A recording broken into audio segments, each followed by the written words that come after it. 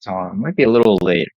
Here I'll show you guys ground teleportation. So you can see the two different marks here. So they have one which you can create, which is like either you have the mark variant where you can just mark in person. You can have both. Well, not both version. The mark variant is an additional thing where you can tag players which I have.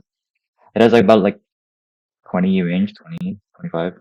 So if I like look at my sword, it's about like 3, 4 times, something like that. I didn't really do thorough testing, but like from what I saw, testing. It's just like 20 touch, something like that. Something similar on one of those.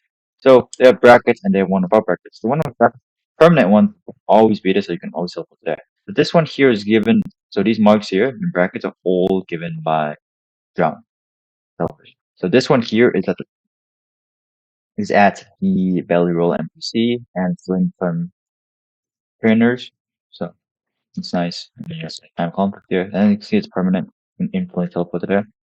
As for the color of the teleportation, I believe it was like based off your bell, I think they said. I'm not too confident about it, but it is black and it does make a black piece, so it's fine. So in for permanent on paw, you just teleport right at the campfire, which is really nice.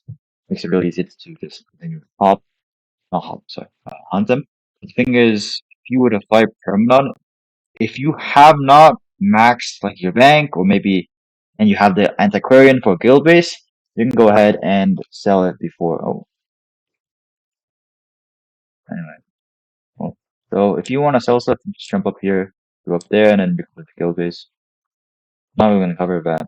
It's not really why I'm here. So another one is Great Hive. It's really just at the entrance where you teleport to. So it's also very convenient. Like these things are really convenient. They don't consume marks. So what I mean by that is that you have I don't actually know what the cap is, but I know for my last two ground teleportations and my leader's teleportation, they had 6 and I had 6 too.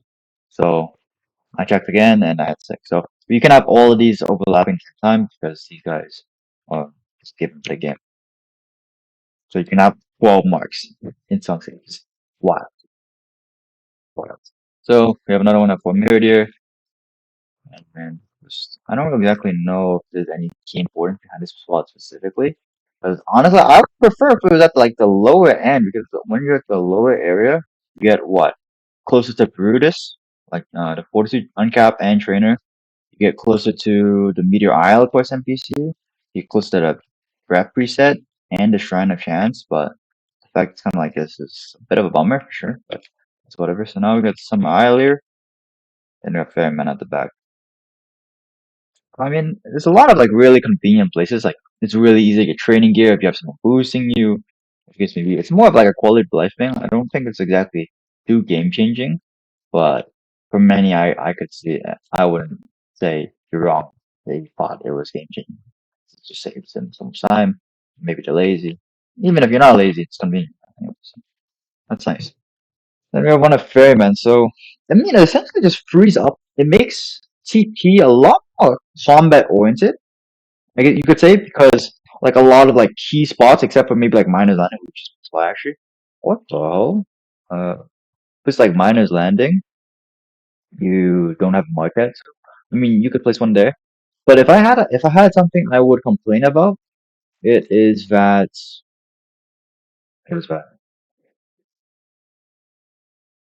it's too sensitive. Marks are too sensitive.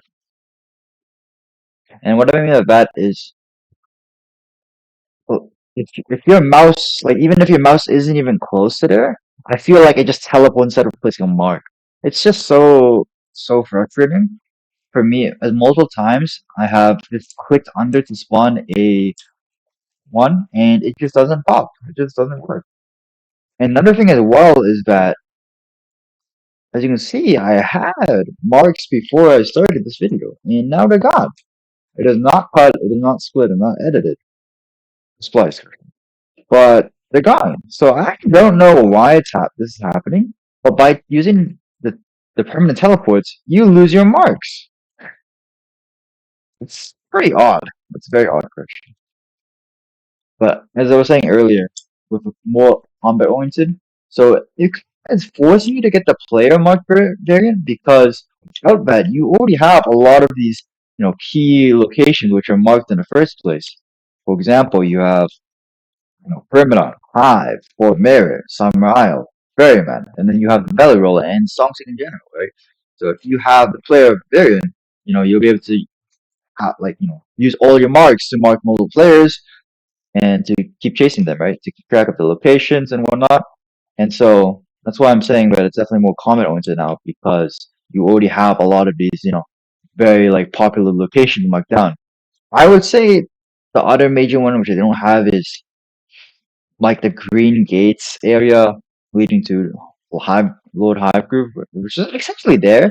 And then they also have the other side, which leads to like Sharko, which is an amazing place to farm levels. They have Threshers, the King Thresher Photon, which is just insanely good. And then you also have like Permanent again, which is close to the depth, close to Whirlpool, and Ferryman, which is also close to the Whirlpool. So both really convenient, but I would say Miner's Landing is missing, which definitely sucks for sure. Yeah, I mean, I don't really think there's much else to complain about. I think the change is really good. If anything, though, again, I really, really, really like for them to reduce the sensitivity on teleporting because it's just so frustrating. Where I'm trying to place a mark, and instead of placing a mark, it just starts teleportation to like somewhere I don't even know.